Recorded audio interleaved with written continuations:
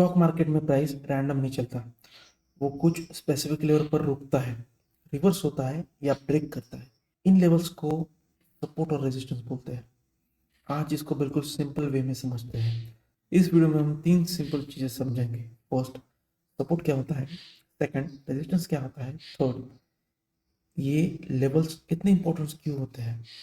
अगर ये समझ गए तो आप चार्ट को क्लियरली समझ पाओगे। सबसे पहले समझते हैं सपोर्ट को। सपोर्ट एक ऐसा लेवल होता है जहां प्राइस गिरते गिरते रुकता है। क्यों? क्योंकि वहां बायर्स एक्टिव होते हैं, मतलब डिमांड स्ट्रांग होती है। सिंपल लैंग्वेज में अगर बताऊं तो सपोर्ट इक्वल्स टू प्राइस का फ्लोर, जहाँ पे प्राइस रुकती है और स्टेबल होती है। सपोर्ट इक्वल टू फ्लोर, जहाँ पे बायर्स बहुत ज़्यादा मात्रा में एक्टिव होते हैं। अभी मैं आपको एक एग्जांपल बताता हूँ। यहाँ से प्राइस फॉल हो रही थी, ओके। यहाँ ये, ओके, ये फॉल हो गई। मैं यहाँ से ये प्राइस फॉल हो रही है यहाँ पे और एग्जैक्टली इस जोन पे प्राइस सपोर्ट लेती है, ओके। एग्जैक्टली इस जोन पे यहाँ पे प्राइस सपोर्ट लेती है और यहाँ से बाउंस बैक करती है प्राइस। आप देख सकते हो यहाँ पे बाउंस की इस जोन से। तो ये जोन क्या हुआ आपका? ये जोन आपका हुआ सपोर्ट जोन। क्यों हम इसे सपोर्ट जोन क्यों बोलेंगे? क्योंकि प्राइस यहाँ पे गिरते गिरते रुकी है, ओके। यहाँ पे बाय स्ट्रांग है, यहाँ पे डिमांड स्ट्रांग है, ओके। यहाँ पे बायर्स बाय करना पसंद कर रहे हैं, इसकी वजह से प्राइस ऊपर जा रही है। अगर बायर्स यहाँ पे बाय करेंगे तो प्राइस की डिमांड बढ़ेगी और प्राइस ऊपर जाएगी, ओके। आप देख सकते हो यहाँ पे प्राइस, यहाँ से अगर मैं आपको कैलकुलेट करके बताऊं, यहाँ से इस जोन से प्राइस यहाँ तक गई, ओके। ये अच्छा खासा बाइंग जोन है और डिमांड जोन है। यहाँ से प्राइस 600 पॉइंट ऊपर है। What is resistance? अब बात करते हैं रेजिस्टेंस की। रेजिस्टेंस एक ऐसा लेवल होता है जहां प्राइस ऊपर जाके रुकता है। क्यों? क्योंकि वहां सेल्स एक्टिव होते हैं, मतलब सप्लाई स्ट्रांग होती है वहां पे। सिंपल लैंग्वेज में अगर मैं बताऊं तो रेजिस्टेंस इक्वल्स टू प्राइस का सीलिंग। अपने घर में सीलिंग होता है जहाँ पे अपने रूम की लिमिटेशन खत्म होती है। तो एग्जैक्टली प्राइस के लिए भी सीलिंग वैसे ही काम करता है। उसके लिए वो रेजिस्टेंस की तरह एक्ट करता है, मतलब वो उसके लिए ऊपर जाने के लिए रेजिस्ट करता है। वहां से प्राइस ऊपर नहीं जा सकती। अगर वो ब्रेक करता है तो ही ऊपर जाएगी, नहीं तो रेजिस्टेंस को रेजिस्ट करके प्राइस नीचे आ सकती है। रेजिस्टेंस इक्वल टू सेलिंग, जहाँ पे सेलर्स एक्टिव होते हैं, वहां से प्राइस नीचे आती है। अब मैं आपको एक एग्जांपल बताता हूँ। ये जो मैंने लाइन ड्रॉ करी है, ये वाली लाइन, ओके, ये वाली जो लाइन है वो एक रेजिस्टेंस की तरह काम करी है और ये जो लाइन है वो सपोर्ट की तरह काम करी है।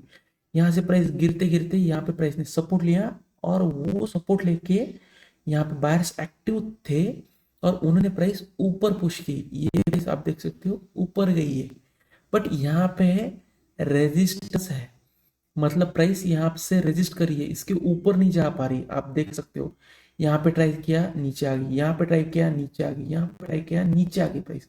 तो ये एक रेजिस्टेंस जोन है। यहाँ यहाँ से प्राइस ऊपर ब्रेक करने में असमर्थ है, ऊपर प्राइस जा नहीं रही है। तो मतलब यहाँ पे सेलर्स एक्टिव है, यहाँ पे सेलर्स सेल कर रहे हैं, तभी प्राइस नीचे आ रही है। आप यहाँ पे देख सकते हो, ये मैंने ट्रेड लिया हुआ है, यहाँ पे रेजिस्टेंस है, यहाँ पे प्राइस नीचे आ गई, ओके। आप यहाँ पे देख सकते हो ये भी एक रेजिस्टेंस जोन की तरह ऐड कर रहा है। तो मैंने यहाँ पे शॉर्ट सेल की एंट्री ली हुई है, तो यहाँ पे मेरा एक टारगेट हिट हो चुका है, ओके। तो ये होता है रेजिस्टेंस जोन। यहाँ पे सेलर्स बैठे हुए हैं, नीचे पुश कर रहे हैं, यहाँ पे बायर्स बैठे हैं, यहाँ से प्राइस ऊपर पुश कर रहे हैं, जो यहाँ पे बायर्स है वो। सपोर्ट और रेजिस्टेंस इतना इंपॉर्टेंट क्यों होते हैं? क्योंकि यहीं पर एंट्री मिलती है, एग्जिट मिलता है, स्टॉप लॉस डिसाइड होता है। प्रोफेशनल ट्रेडर्स इसी लेवल पर ट्रेड करते हैं। अब हमने बात की है एंट्री मिलती है, ओके। अभी हम ये बोल सकते हैं कि ये प्राइस कंटिन्यूसली यहाँ से सपोर्ट लेके ऊपर जा रही है, यहाँ से बायर्स ने प्राइस ऊपर पुश करी है, मतलब ऊपर पुश करी है, मतलब यहाँ से बायर एक्टिव है और वो प्राइस ऊपर लेना चाहते हैं। ऊपर लेना चाहते हैं मतलब अप ट्रेंड में है। अप ट्रेंड में मतलब higher highs and higher lows लगाएगी। अभी हमने पिछली वीडियो में देखा यहाँ पे प्राइस ऊपर जा रही है, तो हमने यहाँ से एंट्री ली थी। तो इस अप ट्रेंड में हमें हमारा टारगेट 1:3 मिल चुका है। तो सपोर्ट से हमें लॉन्ग के ट्रेड्स मिल सकते हैं। उसके बाद ये जो रेजिस्टेंस जोन है, यहाँ पे शॉर्ट सेल मतलब नीचे जाने वाले ट्रेड मिल सकते हैं। यहाँ पे मैंने 2 ट्रेड्स लिए हुए और इन दोनों में ही मेरा टारगेट हिट हो चुका है, और एक ट्रेड होल्डिंग में है, वो दूसरे पीसी पे है। ये मेरा रिकॉर्डिंग वाला पीसी है। और यहाँ पे स्टॉप लॉसेस भी डिसाइड होते हैं। फॉर एग्जांपल, अगर आप यहाँ पे ट्रेड लेते हो, आप यहाँ पे देख सकते हो कि आप मल्टीपल रिजेक्शन यहाँ पे देख सकते हो। यहाँ पे एक रिजेक्शन है, यहाँ पे एक रिजेक्शन है, और यहाँ पे एक रिजेक्शन है, और यहाँ से प्राइस कंटिन्यूसली फॉल हो रही है। अगर आपका एनालिसिस बोलता है कि मैं यहाँ से शॉर्ट सेल करूं और मैं स्टॉप लॉस इस रेजिस्टेंस के ऊपर लगाऊं, क्यों? क्योंकि प्राइस ये जोन जो है वो ब्रेक नहीं कर पा रही, ओके, इसके ऊपर नहीं जा रही। तो अगर आप आपका स्टॉप लॉस यहाँ पे लगाओगे तो आपका स्टॉप लॉस कभी हिट ही नहीं होगा। क्यों? क्योंकि प्राइस ये ब्रेक करने में फेल हो रही है, और आप यहाँ पे ट्रेड का मजा उठा सकते हो। 1:2 या फिर 1:3 आप होल्ड कर सकते हो। ये हम सपोर्ट और रेजिस्टेंस से ले सकते हैं। बिगिनर्स की सबसे बड़ी मिस्टेक ये होती है कि वो बीच में ट्रेड करते हैं, ना सपोर्ट पर ना रेजिस्टेंस पर, इसलिए रिस्क ज्यादा होता है वहां पे। एक सिंपल रूल याद रखो, सपोर्ट के पास बाय करो, रेजिस्टेंस के पास सेल करो। यही बेसिक ट्रेडिंग का लॉजिक है। Buy near the support zone and sell near the resistance zone. इसका ये मतलब है कि अगर प्राइस ने यहाँ पे रेजिस्टेंस लिया हुआ है तो इसके आसपास ही आप बाइंग का प्लान करो।